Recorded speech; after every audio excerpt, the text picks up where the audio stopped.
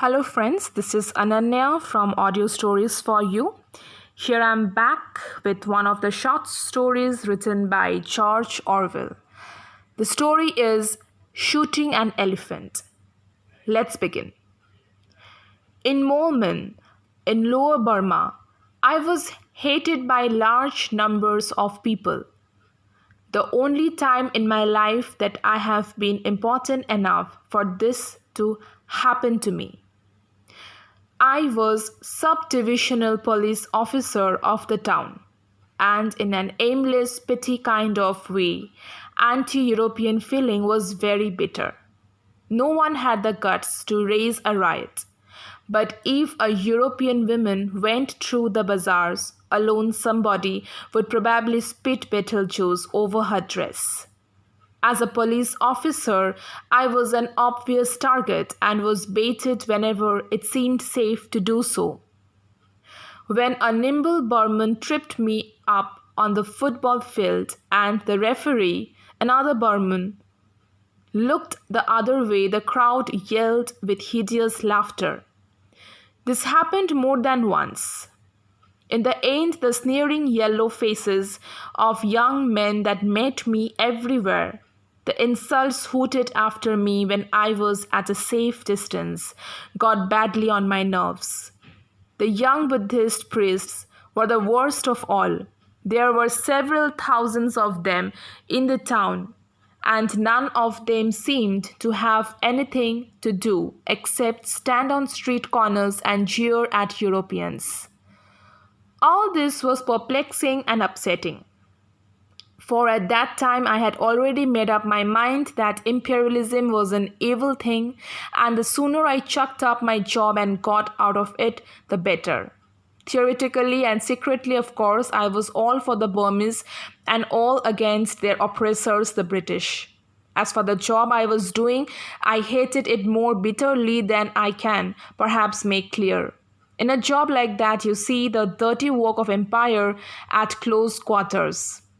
The wretched prisoners huddling in the stinking cages of the lockups, the grey-cowed faces of the long-term convicts, the scared buttocks of the men who had been flogged with bamboos. All this oppressed me with an intolerable sense of guilt.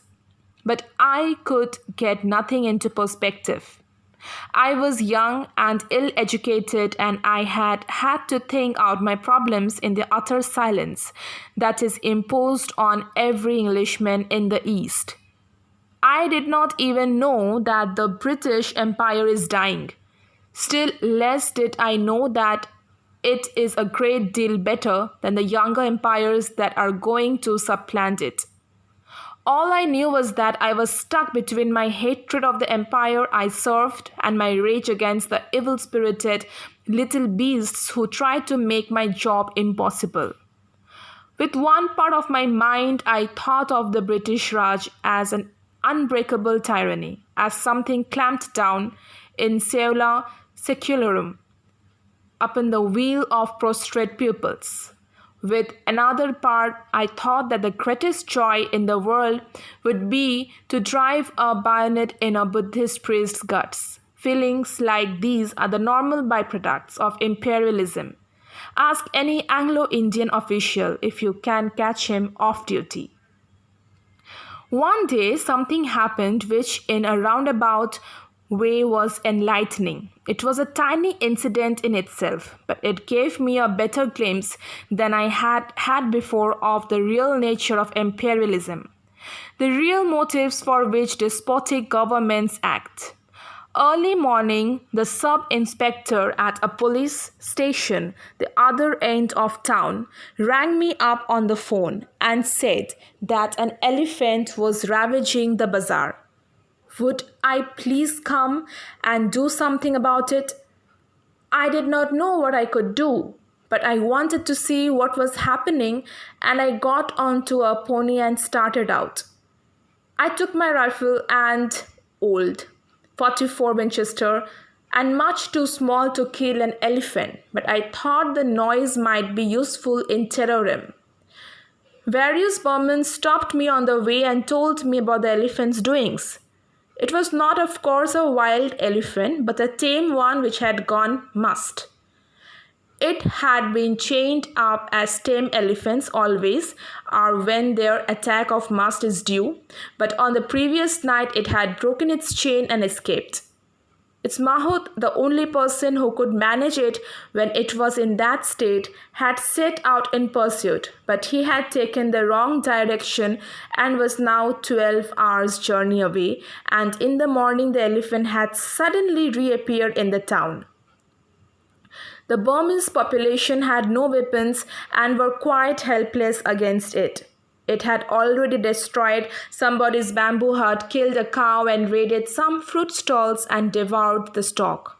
Also, it had made the municipal rubbish van, and when the driver jumped out and took to his heels, had turned the van over and inflicted violence upon it.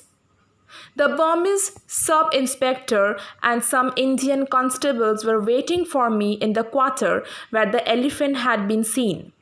It was a very poor quarter, a labyrinth of squalid bamboo huts, thatched with palm leaf, winding all over a steep hillside. I remember that it was a cloudy, stuffy morning at the beginning of the rains. We began questioning the people as to where the elephant had gone, and as usual failed to get any definite information. That is invariably the case in the East. A story always sounds clear enough at a distance, but the nearer you get to the scene of events, the vaguer it becomes. Some of the people said that the elephant had gone in one direction. Some said that he had gone in another. Some professed not even to have heard of any elephant. I had almost made up my mind that the whole story was a pack of lies, when we heard yells a little distance away. There was a loud, scandalized cry of "Go away, child! Go away this instant!" And an old woman with a switch in her hand came round the corner of a hut, violently shooing away a crowd of naked children. Some more women followed, clicking their tongues and exclaiming evidently there was something there that the children ought not to have seen. I rounded the hut and saw a man's dead body sprawling in the mud.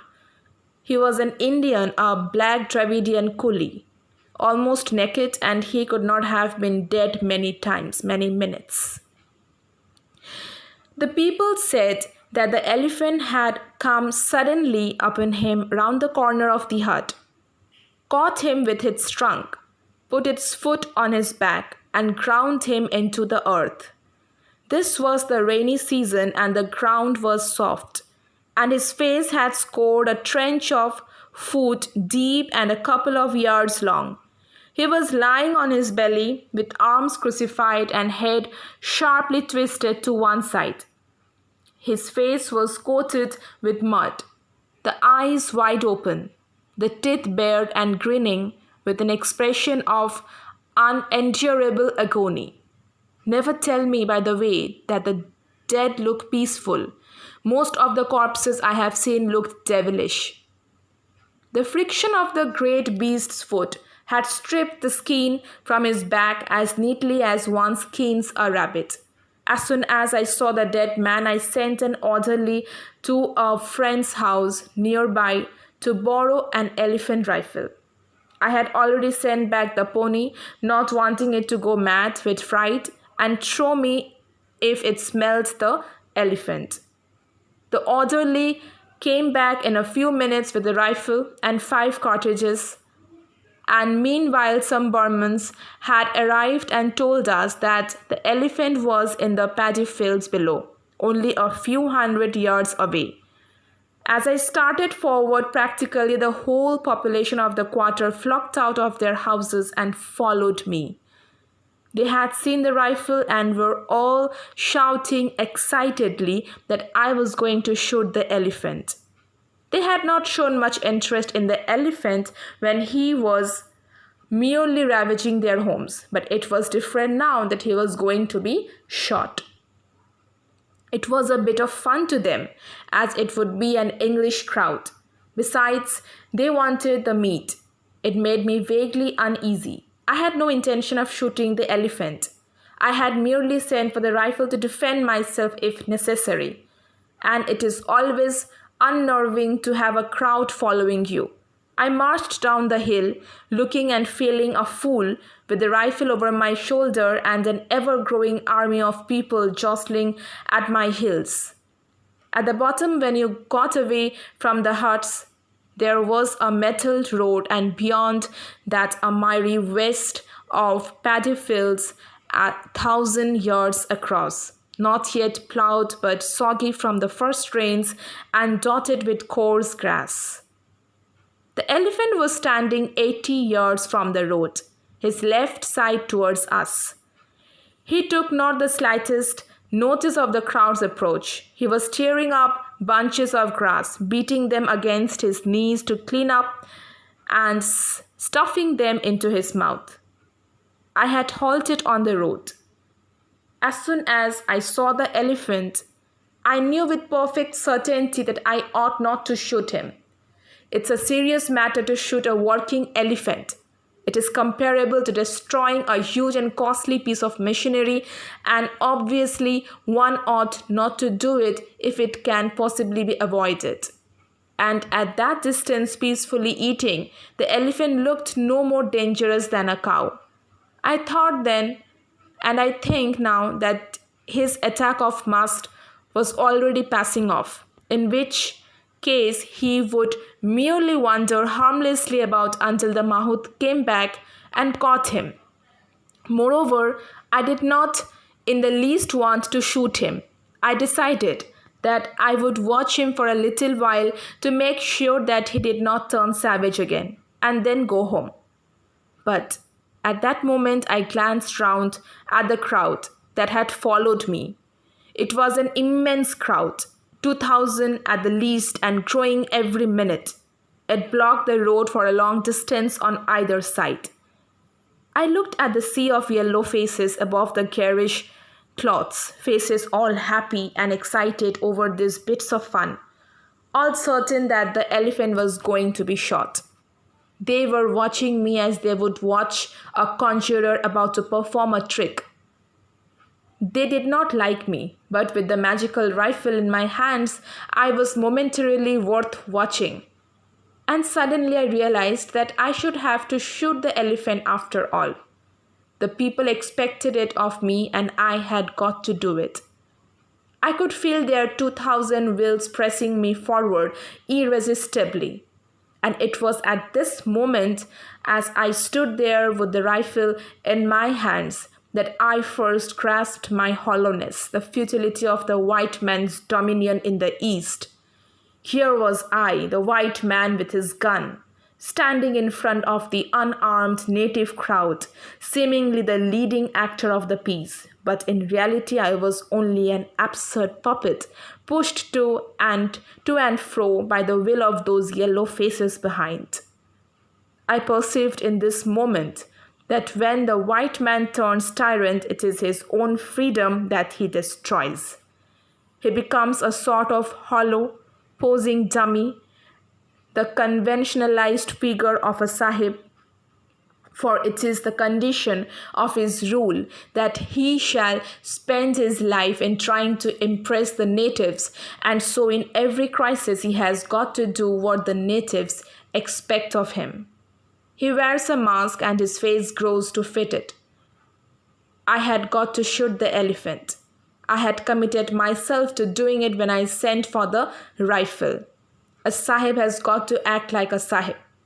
He has got to appear resolute, to know his own mind and do definite things.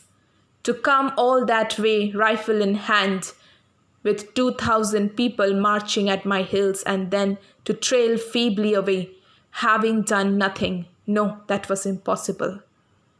The crowd would laugh at me, and my whole life, every white man's life in the East, was one long struggle not to be laughed at. But I did not want to shoot the elephant. I watched him beating his bunch of grass against his knees, with that preoccupied grandmotherly air that elephants have. It seemed to me that it would be murder to shoot him.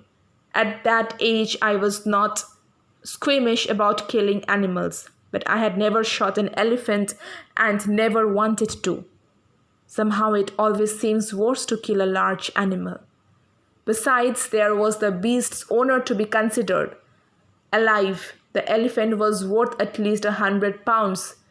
Dead, he would only be worth the value of his tusks, 5 pounds possibly. But I had got to act quickly. I turned to some experienced-looking Burmans who had been there when we arrived, and asked them how the elephant had been behaving. They all said the same thing. He took no notice of you if you left him alone, but he might charge if you went too close to him. It was perfectly clear to me what I ought to do. I ought to walk up to within, say, 25 yards of the elephant and test his behavior. If he charged, I could shoot. If he took no notice of me, it would be safe to leave him until the mahout came back. But also I knew that I was going to do no such thing. I was a poor shot with a rifle, and the ground was soft mud into which one would sink at every step. If the elephant charged and I missed him, I should have about as much chance as a toad under a steamroller. But even then I was not thinking particularly of my own skin, only the watchful yellow faces behind. For at that moment, with the crowd watching me, I was not afraid in the ordinary sense, as I would have been if I had been alone.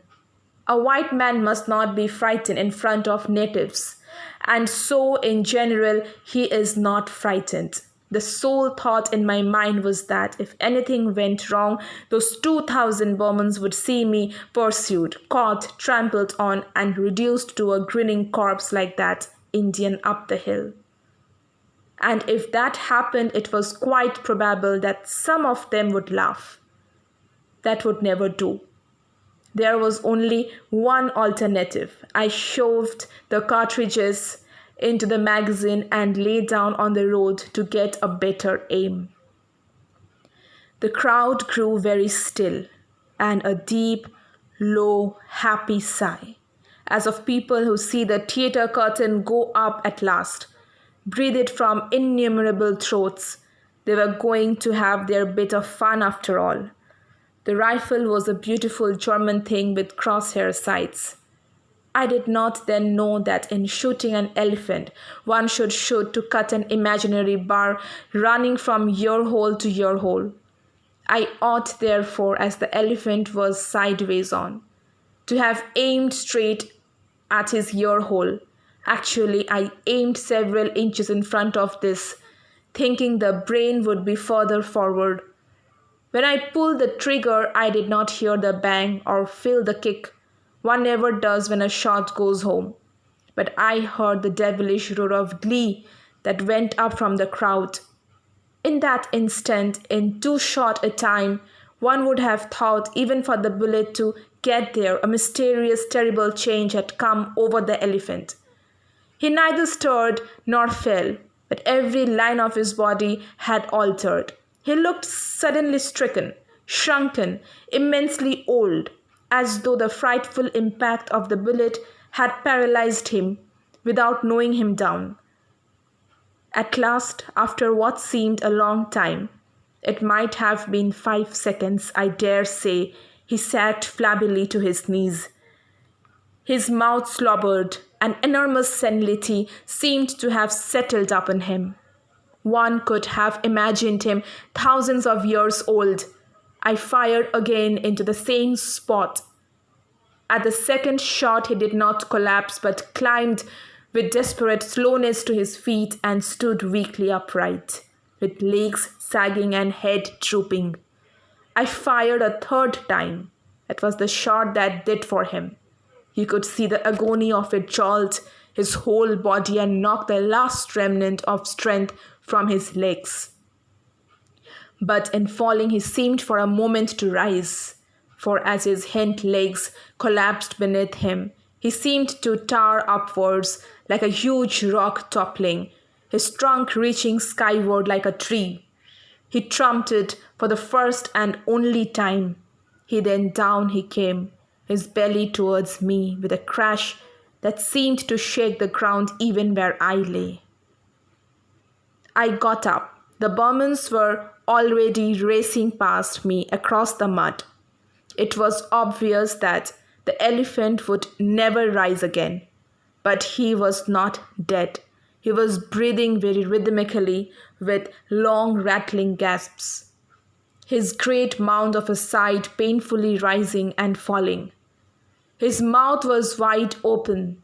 I could see far down into caverns of pale pink throat. I waited a long time for him to die, but his breathing did not weaken. Finally, I fired 2 remaining shots into the spot where I thought his heart must be. The thick blood welled out of him like red velvet. But still he did not die. His body did not even jerk when the shots hit him. The tortured breathing continued without a pause. He was dying very slowly and in great agony, but in some world remote from me where not even a bullet could damage him further. I felt that I had got to put an end to that dreadful noise. It seemed dreadful to see the great beast lying there, powerless to move and yet powerless to die, and not even to be able to finish him. I sent back for my small rifle and poured shot after shot into his heart and down his throat. They seemed to make no impression. The tortured gasps continued as steadily as the ticking of a clock. In the end, I could not stand it any longer and went away. I heard later that it took him half an hour to die. Burmans were arriving with dars and baskets even before I left, and I was told they had stripped his body almost to the bones by the afternoon.